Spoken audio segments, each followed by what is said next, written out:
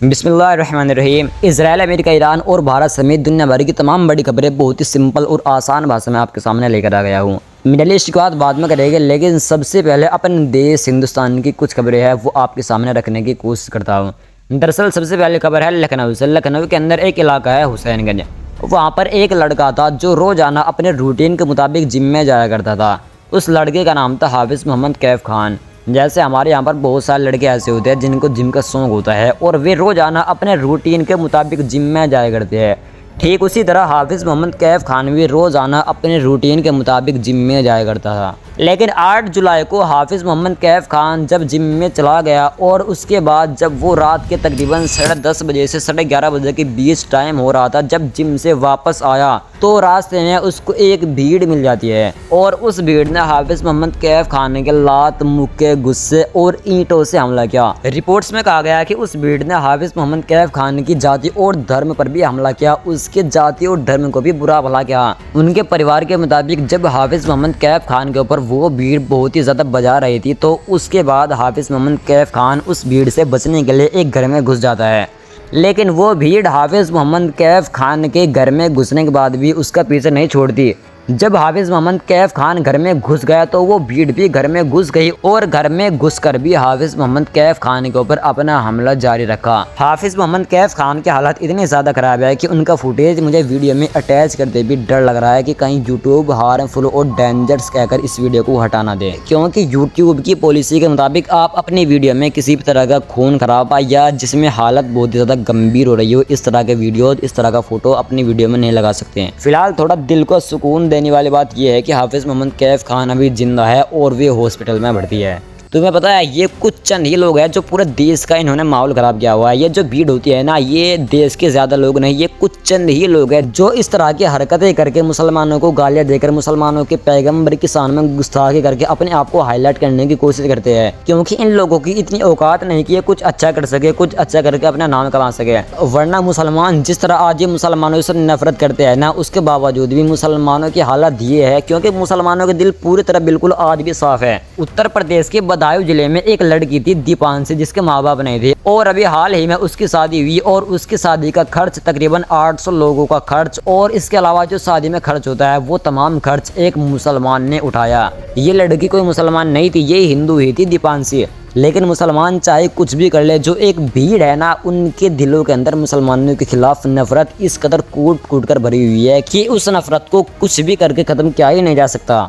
अगली खबर है द ऑब्जर्वर पोस्ट का आर्टिकल है, आप अपनी आंखों से पढ़ सकते हैं। रिपोर्ट्स के मुताबिक एक व्यक्ति था रफीक खान, उसने सोशल मीडिया पर एक वीडियो बनाकर पोस्ट कर दिया जिसमें उसने राज्यों की सड़कों की हालात और गड्ढों को लेकर उत्तर प्रदेश के मुख्यमंत्री योगी आदित्यनाथ की आलोचना की थी। अब रफीक खान की एक वीडियो बहुत तेजी के साथ वायरल हो रही है जिसमें पुलिस ने उसको पकड़े हुए है और वो माफी मांगते हुए कह रहा है कि मुझे माफ कर दो, मैं आगे से वीडियो नहीं बनाऊंगा, मुझसे गलती हो गई, मैं आगे से वीडियो नहीं बनाऊंगा। बार बार वो इसी सेंटेंस को रिपीट कर रहा है।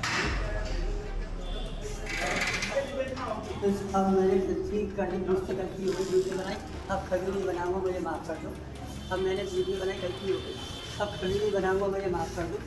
अब मैंने वीडियो बनाई, गलती हो गई, कभी नहीं बनाऊंगा। अब अगली खबर देखिए, ये जो आपको स्क्रीन पर चेहरा नजर आ रहा है ना, आप बखूबी इनको जानते होंगे, इनका नाम है अनिरुद्धाचार्य जी। अभी इन्होंने सरकार को लेकर, सिस्टम को लेकर कुछ कहा है। इनकी एक वीडियो बहुत ज़्यादा वायरल हो रही है। मैं उस वीडियो को अपने ज़बान से ज़्यादा एक्सप्लेन नहीं करूँगा, आप खुद ही अपने कान से उस वीडियो को सुनिए और सुनने के बाद उस वीडियो के ताल्लुक से एक कमेंट जरूर से कीजिएगा।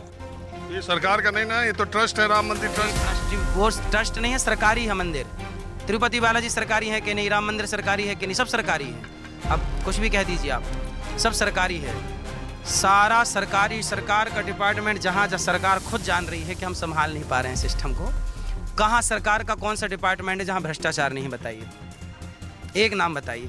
तो आप लोग इतनी कथा कह रहे हैं, पिछले 25-30 वर्षों में कथा वाचकों की पूरे देश में बाढ़ आ गई। आप खाली मर्यादा की बात करते हैं, उच्च नैतिक आदर्शों की बात करते हैं, धर्म की बात करते हैं। तलवार उठा के मारने की बात कह दें, आप ही बोलोगे कि तलवार उठा के अनुरुद्धाचार्य जी ने कहा तलवार लेके मारो। आपने आप कह रहे हो जनता में धर्म को लेकर के, भगवान को लेकर कोई डर है? बताइए, भगवान के घर से चोरी हो, भगवान से कोई डर रहा है?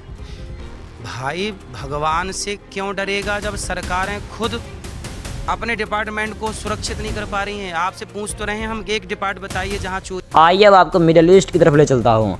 दरअसल जैसा कि आपको पता है पिछले 2-3 दिन से लगातार अमेरिका और ईरान के बीच हमले जारी है। लगातार दोनों देशों के बीच युद्ध फिलहाल जारी है। अभी अमेरिका के हमलों में ईरान के एक बहुत बड़े रक्षा अधिकारी हमीद रजा देहगान इनकी मौत हो गई। ईरान की न्यूज़ एजेंसी तस्नीम ने रविवार को बताया कि ईरानी अधिकारियों ने पुष्टि की है कि आज सुबह जास्क बंदरगाह शहर पर हुए अमेरिका के हमलों में ईरान के 9 सेना रक्षा अधिकारियों में से एक शहीद हो गए और कहा कि अमेरिकी हमलों के दौरान हमीद रजा देहगान रक्षात्मक अभियान चला रहे थे, जिसके दौरान अमेरिका ने जास्क बंदरगाह शहर पर हमला कर दिया और उस हमले में इनकी मौत हो गई।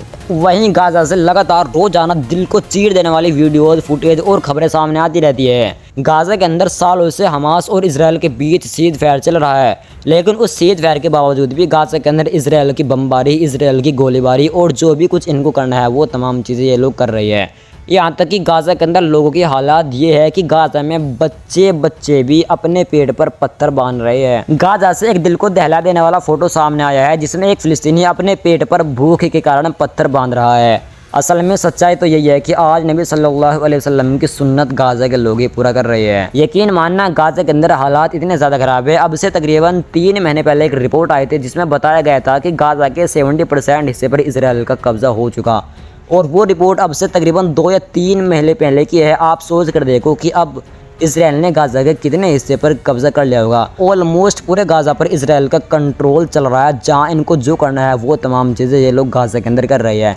यहाँ तक कि गाजा की हालात इतनी ज़्यादा ख़राब है कि जो इजराइल के यहूदी है, जो इजराइल के अंदर एक अच्छी सोच रखने वाले यहूदी है, जो इंसानियत को समझते हैं, जिनकी थिंकिंग, जिनकी सोच अन्य वक्तों के बिल्कुल अपोजिट है, वे भी गाजा के सपोर्ट में, फ़िलिस्तीन के सपोर्ट में वीडियो बना रही है, कंफर्म कर रहे हैं कि हम फ़िलिस्तीन के सपोर्ट में हैं। जो इजराइल गाजा के साथ कर रहा है ना, ये बिल्कुल गलत है, ये निराधार है। आप चाहे तो खुद भी इस वीडियो को देख सकते हैं। All Jewish people support Israel. We're just asking the Jewish community if they agree with that. I'm not support Israel. You don't support Israel? Free Palestine?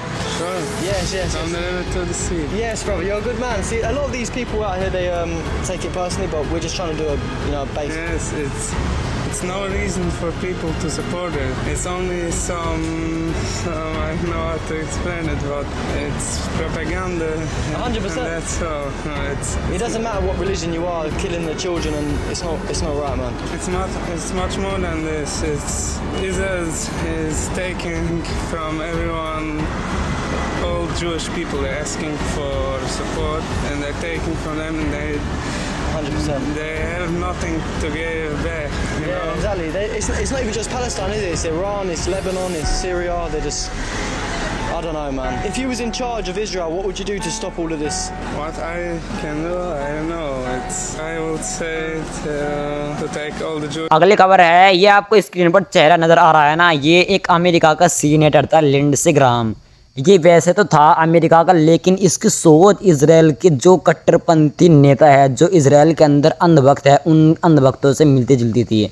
ये अमेरिका का इतना बड़ा अंधभक्त था कि जब इजराइल और गाजा के बीच जंग चल रही थी ना, और ध्यान में रखना वो जंग अमेरिका की नहीं थी, वो जंग गाजा और इजराइल की थी। उस जंग के दौरान इस अमेरिका के सीनेटर ने गाजा के ऊपर न्यूक्लियर वेपन यूज करने की सलाह दी थी कि तुम गाजा पर परमाणु हमला कर दो। इसने कहा था कि गाजा के ऊपर परमाणु हमला कर देना चाहिए और गाजा को भी टोक्यो और बर्लिन की तरफ बना देना चाहिए। फिलहाल इस ज़ायोनी शासन के कट्टर समर्थक और नरसंहार के पोषक अमेरिकी सीनेटर लिंडसे ग्राहम की मौत हो गई। बाकी इस रिपोर्ट में इतना है। इंशाल्लाह मिलेंगे फिर से किसी दूसरे वीडियो में, तब तक के लिए आप जुड़ जाइए।